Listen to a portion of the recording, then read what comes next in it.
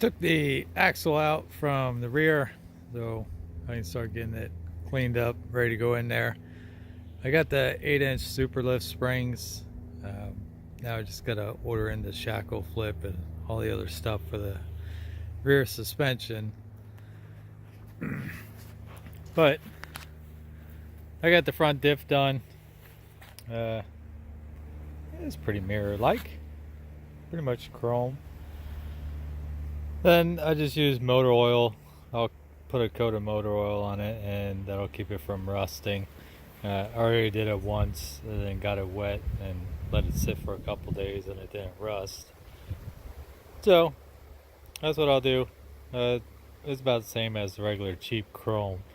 If you don't put any oil on the cheap chrome, like valve covers, oil pan, my stuff's already rusting. So before it got too bad, I put motor oil on the oil pan and timing chain cover and stuff like that.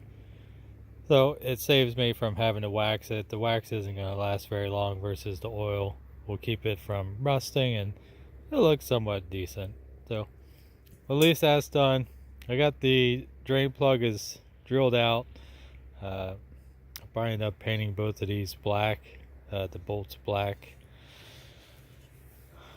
I don't think it looks too bad. I mean, you can see pretty decent reflection out of it. And then I just painted the back of it. It's got a nut welded in there. Then I just kind of clean it up, clean up the rest of the inside of it. I went to Ace, and the drain plug is from Ace, and then me and the guy had to just sit there and keep going through all the drawers trying to find a nut that would fit onto that bolt. And it had to be a low profile one, so it wouldn't really interfere with anything. So that's the lowest profile one that they had. Yeah, I just welded on there. So at least that's done. I think that looks pretty good considering that's what it did look like. So I ended up doing the same thing on the rear diff. The flange that it has, I ended up grinding that flange off because it'll make it easier to polish it. But grind that off and then I'll polish that out. Basically just using the plastic disc to smooth it all out, and then wet sanding 220, 500, and then 1200, and then using a buffing wheel and polishing compound and polish it out from there. That's how I did the front. Same thing, put oil on that, that's good enough. I gotta fix the axle. A lot of it's pitted away. I'm not gonna get real crazy, but the deep rusted away areas I'll probably weld up.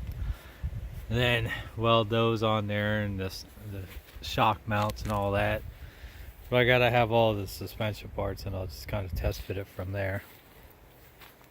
We're mostly doing the exhaust on it. I got the headers done. Welded in. Took the porting bit, poured it inside the tube, and then just used the porting bit on the outside of it. Because I'm a header rapid anyways. So I wasn't really worried about how good it looks. I'm not worried about them rusting. I'm just going to header rapid because of the starter right there. I did the same thing on the driver's side. And then that's how much clearance I got. It's about 3/4 of an inch of clearance. I doubt it'll hit. But at least it gives me more room than what it had. Versus it was sitting on the shackle before. So since I got the axle out, I was working on the exhaust. So that, since I have more room. But here's the overall exhaust. It loops up. Comes up and over. I wanted to keep it up high for the speedometer cable. However, I looped that, and then I have a reverse switch. I need to run wiring on it, but this was the simplest way to do it. And then just kind of welding it all together.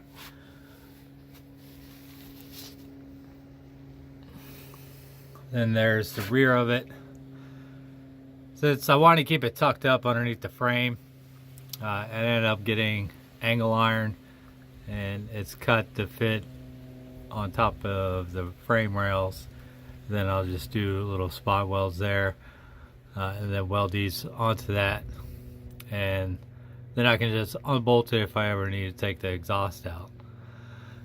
And then for a crossover, just like on a Mustang, instead of buying the kit, I think it's like $40 or $60 for the H-pipe kit, I want to keep it pushed back closer to the axle so it's out of the way.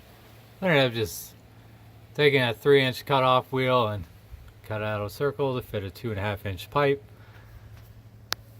And then once I have everything situated, I can weld it together. And that'll be it. So that gives me a crossover, and it keeps it out of the way. Basically, it's tucked up pretty good. It's out of the way. It doesn't really sit below the frame rail. I'm gonna paint all of it black, so you won't be able to see it. I know that the bends have the kinks in it, and I wasn't really worried about that. I mean, these are $8 45 degrees bends versus getting a mandrel bent at $20 a piece. I mean, it's just an exhaust. I didn't want to get too crazy with it. So they'll work good enough, but it's all done out of 45s. This is the overall concept, is it coming back to the tank, coming out and around the tank.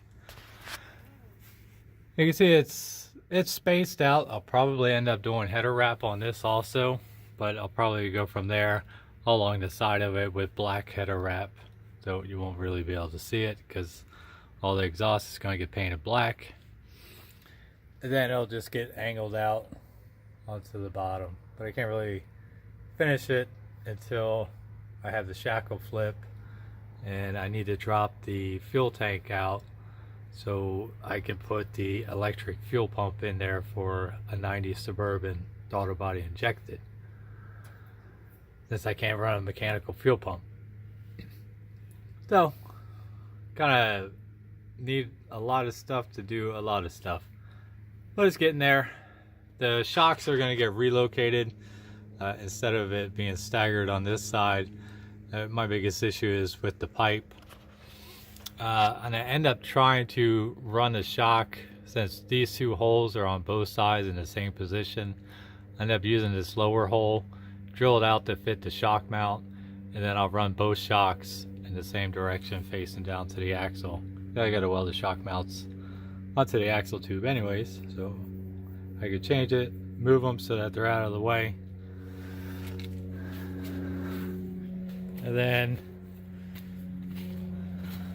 I have one of the springs, ordered both of them, but UPS took it a couple hours south into Florida, so for some reason went well past me. Then I was coming in on a different truck on a different day. But they're 8-inch Superlift springs. If you're into the B52 swap, I'm putting the rear springs on the front. That gives you an idea what an 8-inch spring looks like against a 12-inch front spring. So if you did the B52 and you wanted it lifted,